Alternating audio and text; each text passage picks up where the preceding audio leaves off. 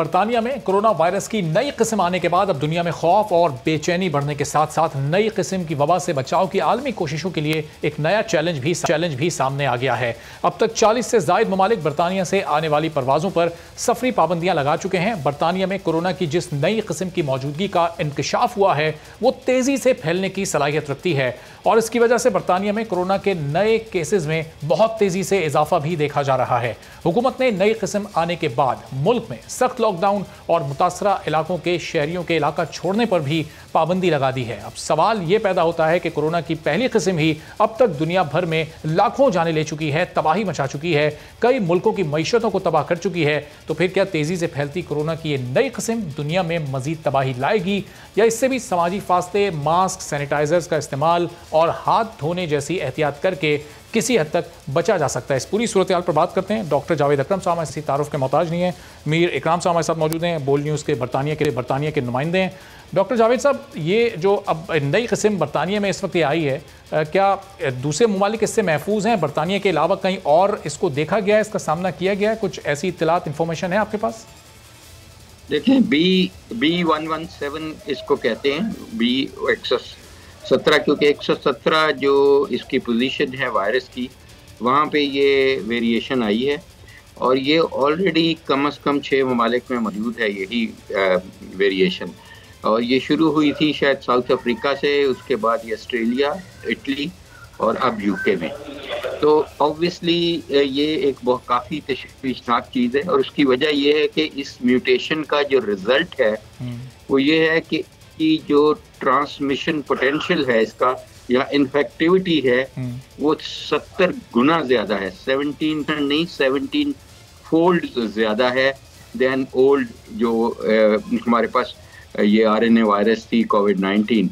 तो ये कोविड-19 की सालगिरह भी है क्योंकि दिसंबर 2019 में वुहान में पहला केस हुआ था और यही हमने वुहान में देखा था कि वुहान को पहले लॉकडाउन कर दिया गया था और टोटली स्ट्रिक्टली आइसोलेट कर दिया गया था बाकी दुनिया से, लेकिन वो भी करामद नहीं हुआ। चाइना में रैपिडली फैला और फिर चाइना से ये पैंडेमिक बन गई। तो ये मैं समझ रहा हूँ कि अल्लाह ना करे, ये बिल्कुल सही किया पाकिस्तान ने और उन हुकूमतों ने जिनको अपने पॉपुलेशन की केयर है कि उन्होंने परवाज़ें और उनसे रवाबत जो हैं ज़मीनी और समुद्री ये रोक दिए ताकि ये एटलीस्ट किसी हद तक कंटेन की जा सकेगी। लेकिन जो परसेप्शन है या जो हमारा एक्सपीरियंस है वो ऐसा है कि वुहान से ज़्यादा लॉकडाउन कहीं नहीं हो सकेगा। तो ख़तरा यही है क्योंकि पाकिस्तान और बरतानिया के दरमियान बहुत सारी ट्रैफिक है, ह्यूमन ट्रैफिक, बिकॉज हमारे बहुत सारे एक्सपर्ट्स वहाँ पे सेटल्ड हैं। बिल्कुल। तो जाहिर है वो अगर इसको कैरी करके ला चुके होंगे अब तक, ये अभी तो नहीं आई कल, ये तो कोई एक हफ्ता पहले से कम से कम बरतानिया में फिर रही है।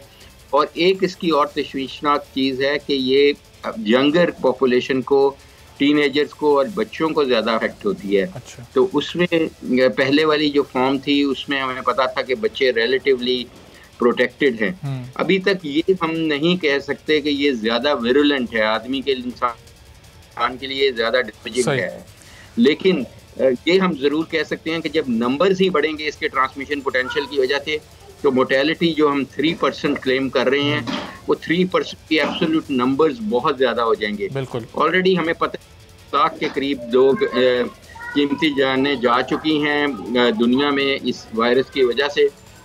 और अब डॉक्टर साहब इतनी ज़्यादा इसकी ये शदीद होने की 70 गुना ज़्यादा ये शदीद है, इसकी वजह क्या? मैं ये भी आपसे जानता हूँ। मीर इकराम साहब से ज़रा बरतानिया की सूरत हाल मालूम कर लूँ। मीर साहब, अब वहाँ पर इस वक्त सूरत हाल क्या है? गवर्नमेंट ने लॉकडाउन को मजीद सख्त क्या पूरे बरतानिया में कर दिया या सिर्फ उन इलाकों में जहाँ से इस दूसरी नई किस्म की वबा के केसेस रिपोर्ट हो रहे हैं? क्या वहाँ पर इस वक्त सूरत हाल आप देख रहे हैं?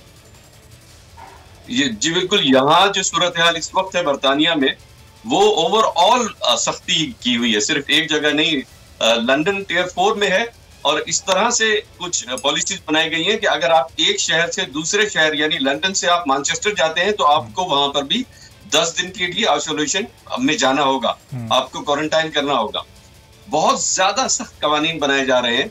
ना सिर्फ ये कह लीजिए कि अगर कवानीन के हद तक देख लें या ओवरऑल जो 2 दिन पहले से ये सूरत हाल पैदा हुई है जिसकी वजह से 40 के करीब ममालिक ने अपने सफरी पाबंदियां लगाई और जो है सारा ये रोक दिया। इस तरह सबसे बड़ा मसला जो इस वक्त पैदा हो रहा है वो इस जो एक पाबंदियां लगाई जा रही हैं, खासतौर पर जो फ्रांस ने जो हमारा सबसे बड़ा ट्रेड कॉरिडोर जो टर्नल वो बंद है, उसकी वजह से बरतानिया एक बहुत बड़े बुरहान का शिकार हो गया है। इस वक्त वो तमाम माशी बुरहान से भी निमट रहा है और जो आइंदा आने वाले माशी बुरहान का खदशा है इस वक्त, उसकी भी एक फिक्र लाहक है, जिसके बारे में ये कहा जा रहा है कि अगर ये आज या कल में ये हल ना हुआ मसला, फ्रांस के साथ ये टर्नल ना खुला जो बंद है इस वक्त हमारा, तो ये जनवरी तक या आगे आने वाले वक्तों में स्टोर्स में सब्जी नहीं होगी। अच्छा, ये सूरत हाल है इस वक्त बुरहान। सही, तो सूरत हाल यानी बड़ी खराब है यहाँ पे। तो डॉक्टर साहब, अब ये हैयत तब्दील हुई है इस वायरस की और ये इतना शदीद हो गया, क्या ये सर्द होता, मौसम इसका एक फैक्टर है? मौसम तो गुज़िश्ता साल भी सर्द हुआ था जब ये पैदा हुआ था वायरस, इसकी वजूहात क्या है या कोई मुख्तलिफ वजह है इसके चेंज होने की? देखें, ये एक्सपेक्टेड म्यूटेशंस हैं। हर वायरस, हर माइक्रोब जब रैपिडली डिवाइड करता है तो वो म्यूटेट करता है और ये एक्सपेक्टेड था। इस वक्त तक इसकी 139 म्यूटेशंस रिपोर्टेड हैं और पाकिस्तान में इस वक्त 9 किस्म की ये वायरसेस मौजूद हैं, क्योंकि हम इस पे स्टडी कर रहे हैं म्यूटेशंस पे। तो लेकिन अगर देखा जाए तो इसकी म्यूटेटिंग पॉसिबिलिटीज़ या इसकी म्यूटेटिंग पोजीशन इस वायरस की 39,000 है। तो ये कोई परसेंटेज वाइज इतनी नहीं बनती और जो इसकी पहले म्यूटेशन हुई थी वो कोई बिल्कुल ही बेनाइन नेचर की थी। ये जो अभी इसमें आई है वेरिएशन पोजीशन 117 पे, जिसको इसीलिए B70-117 कहते हैं इसको, ये एक्चुअली एक ट्रांसलोकेशन है छोटी सी, जिसकी वजह से इसकी जो पोटेंशियल है ट्रेवलिंग का हवा में या एक लोग बंदे से दूसरे लगने में वो 70 गुना बढ़ चुका है। और डॉक्टर साहब, तो जिन ममालिक में इसकी वैक्सीन जो अब तक दरियाफ्त हुई हैं, जो ममालिक के दावा कर रहे हैं, क्या वो वैक्सीन भी फिर इस पर नहीं कारामद साबित होगी? कल अमेरिकी सदर जो बाइडन ने भी वैक्सीन लगवाई है, तो अब वो वैक्सीन इस नए वायरस के आने के बाद मुकम्मल तौर पर क्या बेकार कहा जा सकता है उसको? देखें, हमारी यूनिवर्सिटी अल्हम्दुलिल्लाह हमने 14,500 लोगों को वैक्सीन लगा चुके हैं और वो वैक्सीन, ये सारी वैक्सीन तकरीबन, चाहे वो मॉडर्ना की है, चाहे वो मैसेंजर आरएनए वायरस की है या हमारे वाली जो हम यूज़ कर रहे हैं कैंसिनो एडिनो वेक्टर 5 की है, ये सारी टारगेट करती हैं स्पाइक प्रोटीन्स को, ये वायरस को नहीं करती। स्पाइक प्रोटीन्स वो कांटे हैं जो वायरस के ऊपर आप देखते हैं इस आरएनए वायरस पे, क्योंकि इसका वारियोम साइज काफ़ी बड़ा है। और वो कांटों की इम्पोर्टेंस ये है कि ये वायरस को जब आप सांस के जरिए अंदर ले जाते हैं तो ACE2 रिसेप्टर से वो कांटों का होना ज़रूरी है, उसके बगैर ये अटैच नहीं हो पाती। तो हम सिर्फ और सिर्फ अपनी वैक्सीन से वो कांटों को तोड़ते हैं, जिसको हम कहते हैं स्पाइक ग्लाइकोप्रोटीन S, जो ये बनाती हैं कांटे, हम उनके अगेंस्ट करते हैं ये antibodies produce in the body. एक डेड वायरस को दे के या मैसेंजर उसको म्यूटेटेड खुद ऐसी हार्मलेस वायरस को करके एंटीबॉडीज बनाते हैं। इसलिए अगर म्यूटेशन हो भी गई तो इट डजंट मैटर, हम तो वायरस को टच ही नहीं कर रहे, उसके RNA स्ट्रक्चर को टच ही नहीं कर रहे। अच्छा। हम तो उस जो उसकी अटैचमेंट सिस्टम है टू ह्यूमन बॉडी उसको तोड़ रहे हैं। तो इसलिए मेरा ख्याल है कि ये वायरसेस के म्यूटेट होने से ये फर्क नहीं पड़ेगा। अच्छा। क्योंकि हमारा कोड ही बिल्कुल इसके साथ डील करने का बिल्कुल फर्क है। और अभी तक जैसे कहा कि हमने 14,000 से ज़्यादा वॉलंटियर्स कर लिए हैं और अल्हम्दुलिल्लाह बहुत अच्छी एंटी-S एंटीबॉडीज हैं। और ये फ़र्क एंटीबॉडीज हैं उन एंटीबॉडी से जो बीमारी के बाद आप में बनती। ठीक है, तो मीर खान साहब, अब ये बताइए, बरतानिया ने भी दावा किया था कि वहाँ भी इसकी वैक्सीन तैयार हो रही है, लोग उसको इस्तेमाल कर रहे हैं क्या? कुछ हुकूमती लोगों ने, कुछ वहाँ पर जो पॉलिटिशियंस हैं उन्होंने इसको इस्तेमाल किया? लोगों में खौफ तो नहीं है इस वैक्सीन को इस्तेमाल करने के हवाले से बरतानिया में? बिल्कुल सही आपने सवाल किया कि वैक्सीन के हवाले से एक सवाल भी है, लेकिन इस्तेमाल किया जा रहा है। डॉक्टर साहब बेहतर बता सकते हैं, उनकी फील्ड है। लेकिन वैक्सीन यहाँ पर दावा प्राइम मिनिस्टर ने जो अनाउंस किया 5 लाख लोगों को ये वैक्सीन लगाएंगे। और इसके साथ जहां तक पॉलिटिशियंस का ताल्लुक है, पॉलिटिकल पार्टीज कोई भी हो, पॉलिटिशियन सारी दुनिया के तकरीबन कुछ ना कुछ मिलते जुलते होते हैं, तो उनकी स्टेटमेंट्स वही पॉलिटिकल होती हैं।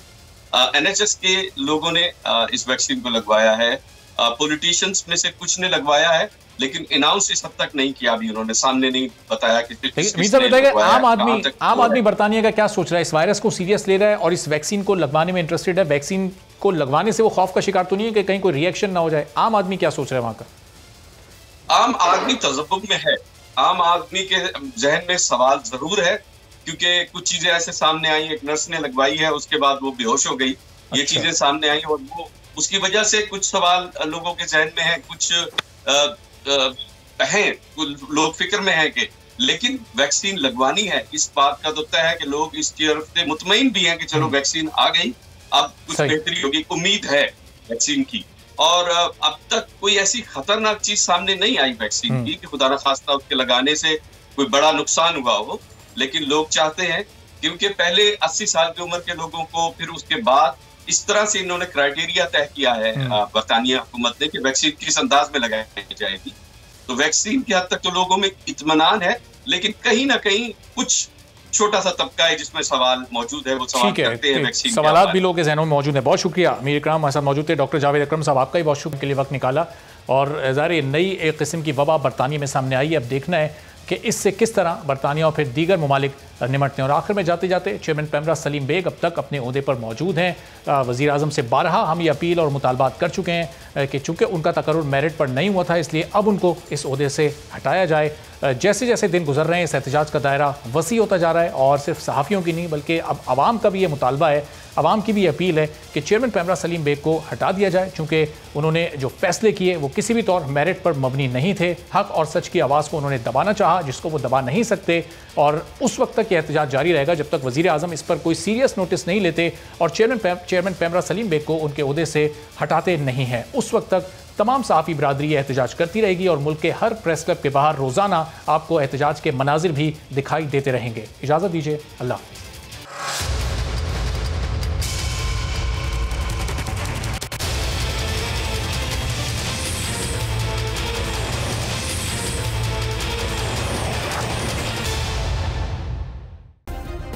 सब्सक्राइब करें और बेल दबाएं ताकि कोई खबर रह न जाए।